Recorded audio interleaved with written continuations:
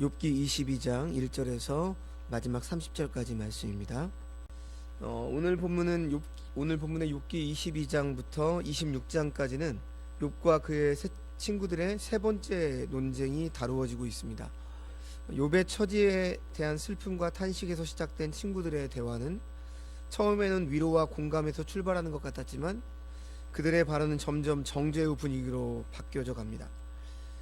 욥에게서 억지로라도 죄의 고백을 받아내려 했던 친구들의 노력은 헛속으로 끝나게 되고, 대만 사람 엘리바스는 욥을 비난하는 데 열중하면서 욥을 공격합니다. 욥의 친구였던 엘리바스는 이제 욥과 적대 관계가 되었습니다. 엘리바스는 자신이 내세운 논리를 주장하는 데만 급급해서 욥을 더욱더 괴롭게 하죠. 이런 이야기 들어보셨습니까? 비방하는 혀는 세 사람을 죽인다. 첫째, 비방을 당하고 있는 사람. 둘째, 비방하는 사람 자신. 그리고 셋째, 곁에서 그 비방을 듣고 있는 사람. 이런 말이 있습니다. 지금 세 친구가 이런 일들을 하고 있는 거죠. 엘리바스는 검사의 입장이 되어서 욥을 지금 정죄하고 있습니다. 1절에서 3절 말씀을 보시면, 대만 사람 엘리바스가 대답하여 이르되 사람이 어찌 하나님께 유익하겠느냐? 지혜로운 자도 자기에게 유익할 따름이니라. 내가 의로운들 전능자에게 무슨 기쁨이 있겠으며 내 행위가 온전한들 그에게 무슨 이익이 되겠느냐? 엘리바스는 하나님이 인간의 행동에 의해서 영향을 받으시는 분이 아니며 인간으로부터 어떤 유익이나 이익을 얻는 분이 아니라고 설명을 합니다. 그러면서 욥에게 닥친 재앙이 욥이 범한 죄악 때문이다, 이렇게 이야기를 하고 있죠.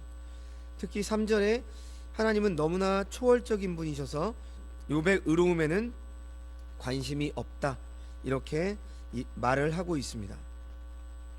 하나님은 욥의 의로운 행동에 어떤 영향을 받는다거나 유익을 얻는 분이 아니고 욥에 의해 관심이 없다, 이렇게 말하죠. 근데 정말 하나님께서 욥의 의에 대해서 관심이 없는 분이실까요? 그렇지 않죠. 우리가 욥기 1장과 2장에서 하나님께서 욥이 어떤 사람이라고 인정하고 있는 것 자체가 하나님께서는 욥의 의에 대해서 살피고 계심을 보여주고 있습니다. 엘리바스는 하나님을 말하지만 하나님을 지금 바르게 말하고 있지 못하죠. 4절에서 5절 말씀도 보십시오. 자, 하나님이 너를 책망하시며 너를 신문하심이 너의 경건함 때문이냐? 내 악이 크지 아니하냐? 내 죄악이 끝이 없느니라. 하나님께서는 고난을 통해서 욥을 책망하고 신문하고 있다고 말합니다. 이것이 너의 경건함 때문이냐? 이렇게 묻죠. 그것은 말이 안 되는 이야기라는 거죠.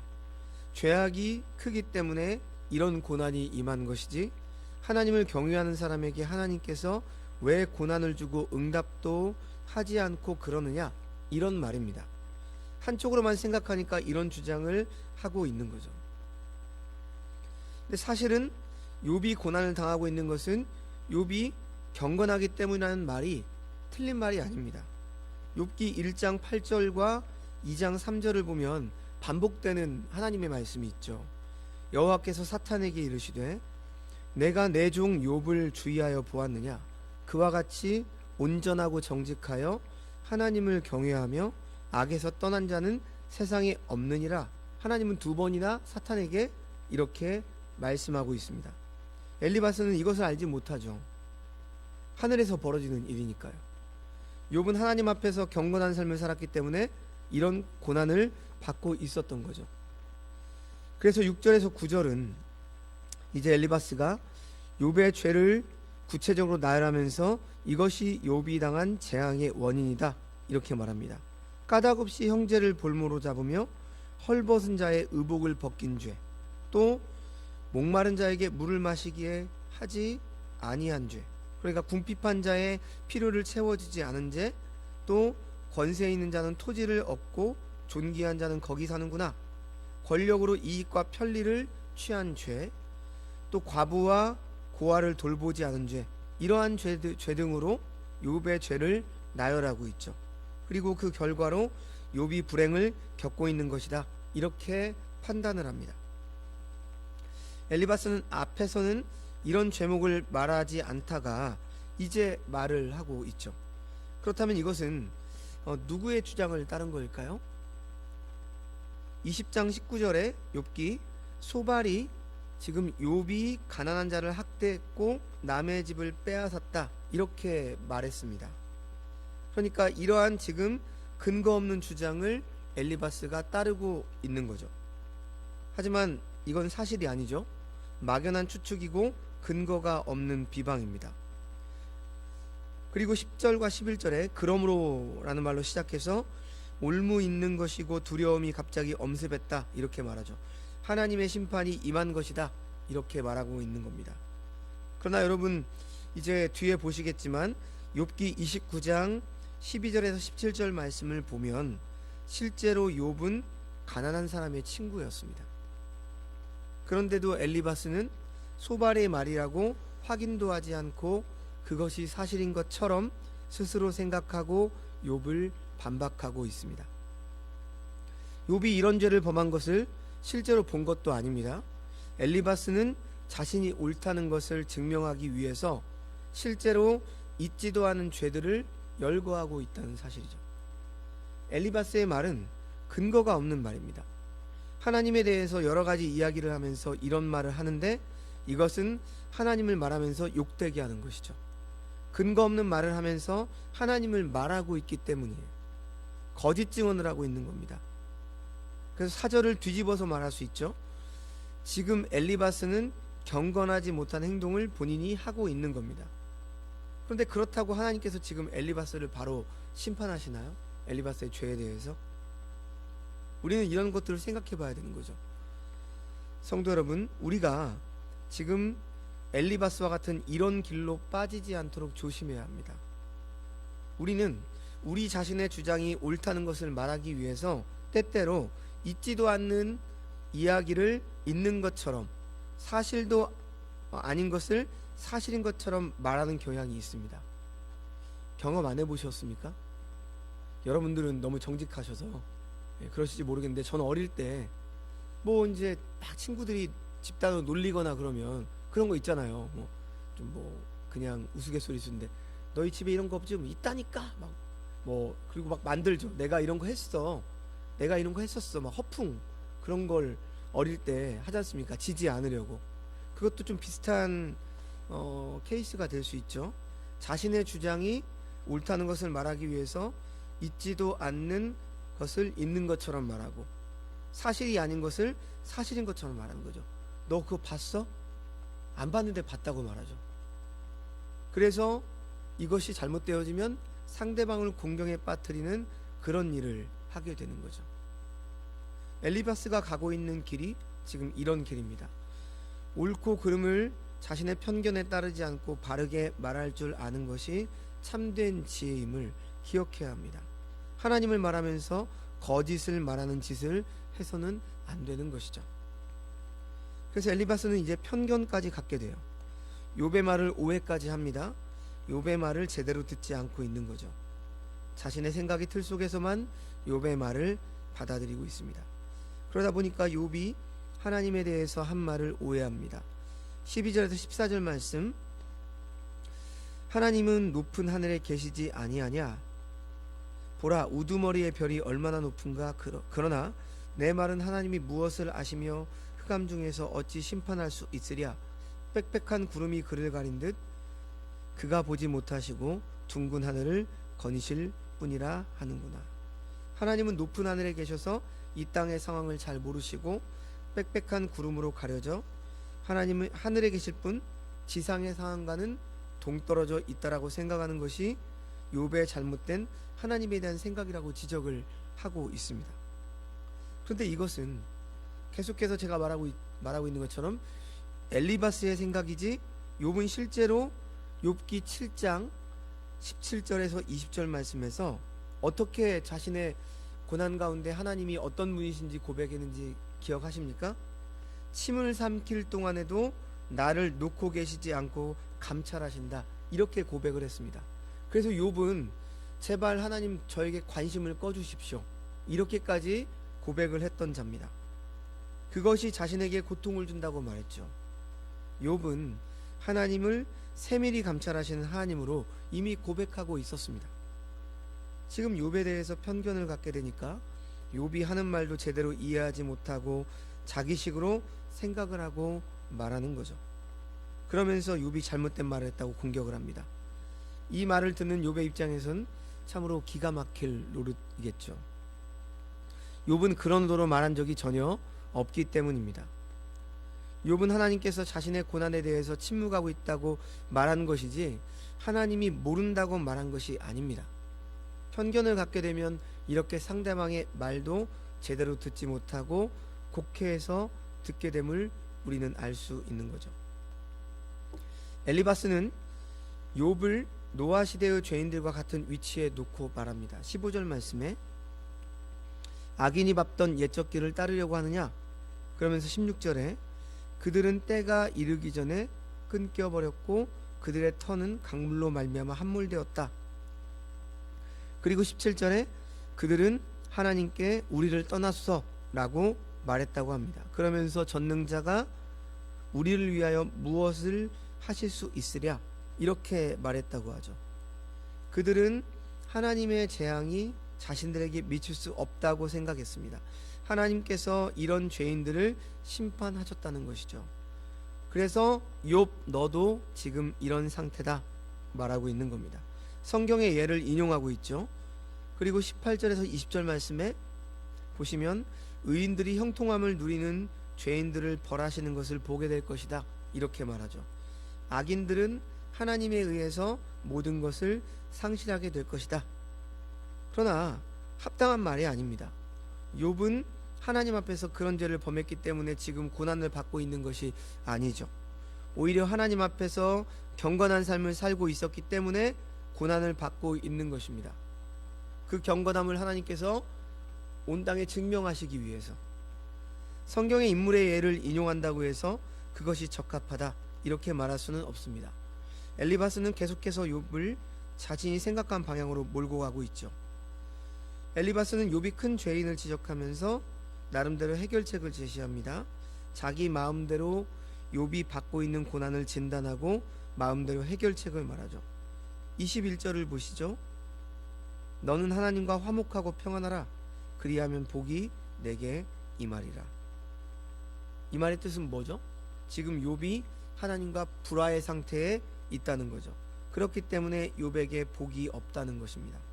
22절에 욥에게 너는 하나님의 입에서 교훈을 받고 하나님의 말씀을 내 마음에 두라 이렇게 말하는데 엘리바스 자신은 하나님의 말씀을 잘 알고 말하고 있다고 생각하고 있습니다. 어쩌면 자신의 말을 하나님의 말씀과 동일시하고 있는 것 같습니다. 그래서 23절에 내 장막에서 불의를 멀리 하리라 이렇게 말합니다. 욥이 지금 불의 가운데 있다는 거죠. 그렇기 때문에 욥은 너의 불의를 회개하고 하나님의 말씀을 마음에 두어야 된다. 언뜻 생각해보면 엘리바스의 이 말이 옳게 보일 수 있지만 욥의 입장에서는 받아들일 수 없는 말이죠. 왜냐하면 욥은 불의를 행한 사람이 아니기 때문이죠. 24절에 내 보화를 티끌로 여기고 오빌의 금을 계곡의 들로 여기라 욥에게 말합니다. 욥이 하나님보다 재물을 더 의지하고 있다는 전제 아래 욥에게 재물을 의지하지 말라 이렇게 말하는 거죠. 근데 여러분 욥이 언제 재물을 의지하며 살았죠?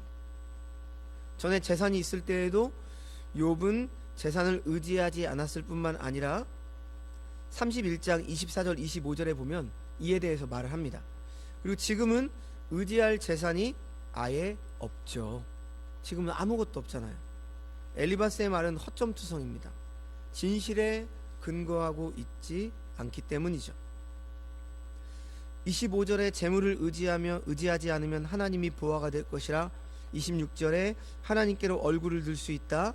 27절에 욥의 기도도 하나님께서 들어주실 것이다 이렇게 말하죠. 하나님께서 욥의 기도를 들어주지 않는 것은 지금 욥이 하나님을 의지하지 않고 있기 때문이라는 것이죠. 근데 욥은 하나님을 의지하고 있죠. 28절에는 욥이 가는 길에 빛이 비칠 것이다 라고 말합니다. 그러니까 29절에 뭐라고 말해요? 사람들이 너를 낮출 때 자신이 교만했다라고 인정하라는 거죠.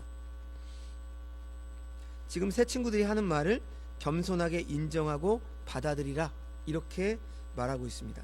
엘리바스의 욥에 대한 정죄와 판단은 욥에 대해서 모르는 사람이 들을 때에는, 또는 오늘 22장만을 처음 접하는 사람들에게 구구절절 옳은 것처럼 보입니다. 그러나 그의 판단은 오류고 그의 정죄는 잘못되었습니다. 그래서 우리가 욥기를 읽을 때에는요, 전체를 다 알고 읽어야 됩니다. 이 장만 딱 띄어가지고 우리가 누구에게 알려준다거나 그럼 오해를 하죠. 욥의 결말을 알아야죠. 욥에 대한 하나님의 판단은 이미 욥기 1장 1절에서, 그러니까 처음과 나중을 욥기는 알아야 된다는 거죠. 욥기 1장 1절에서 온전하고 정직하여 하나님을 경외하며 악에서 떠난 자였습니다. 하나님의 판단입니다. 성경의 기록이죠. 욥을 동방 사람 중에서 가장 훌륭한 자라고 평가하셨습니다.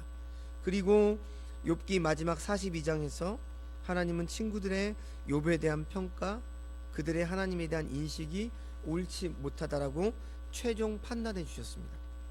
욥을 뭐라고 부릅니까? 내 종 욥이라고 부르죠. 4번이나 호칭하시며 그를 변호해 주시는 하나님의 모습을 우리가 욥기 마지막 42장에서 확인할 수 있습니다. 그런데 하나님이 옳다고 의롭다고 온전하다고 평가하는 욥을 친구라는 이들이 무지막지하게 정죄하고 있습니다. 자신의 기준과 판단으로 말이죠. 이런 사실을 볼 때 사람에 대한 다른 사람들의 판단과 특히 악에 대한 정죄는 불완전하고 오류에 빠지기 쉽기 때문에 우리는 함부로 사람을 판단하고 평가해서는 안 되는 것이죠.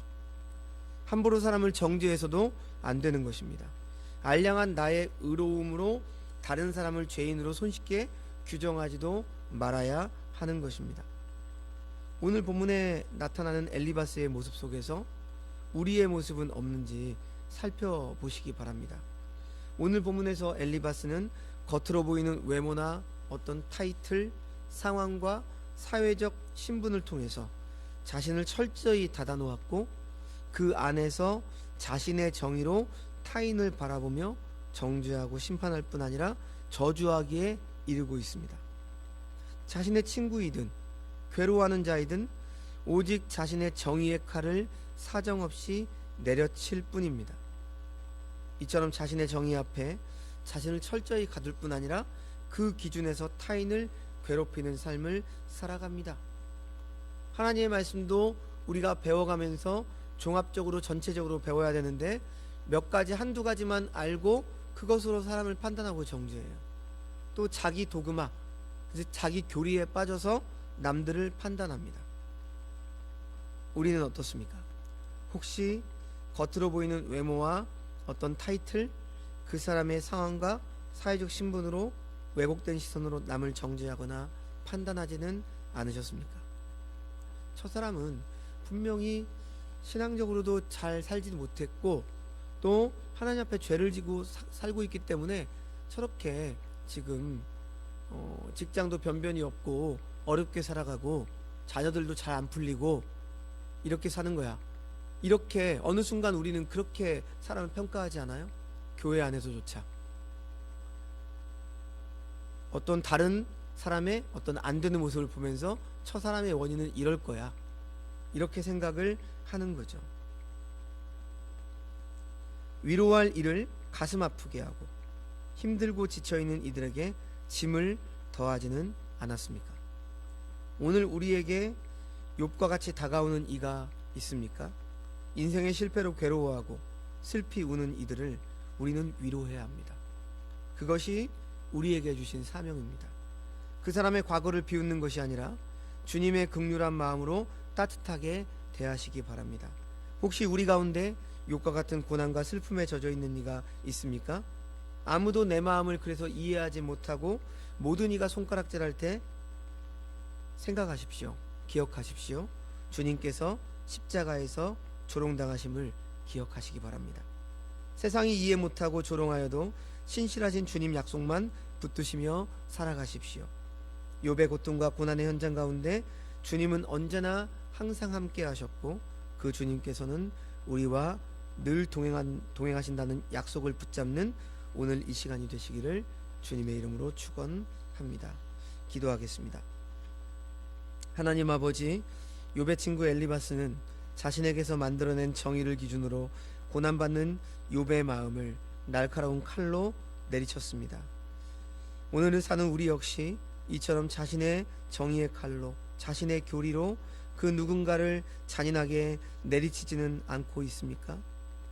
겉으로 보이는 외모와 타이틀, 그 사람의 상황과 사회적 신분으로 왜곡된 시선으로 남을 정죄하거나 판단하지는 않았습니까? 하나님 아버지, 누군가의 고통과 고난을 나의 정의로 판단하며 정죄하지 않기를 간절히 소망합니다. 가슴 아파하는 이들에게 참된 위로자가 되게 하여 주옵소서. 주님께서 우리에게 사랑으로 위로하셨듯 괴로워하는 이들에게 참된 복음을 전하는 자들이 되게 하여 주시옵소서. 모든 이의 위로자가 되시는 예수님의 이름으로 기도합니다. 아멘.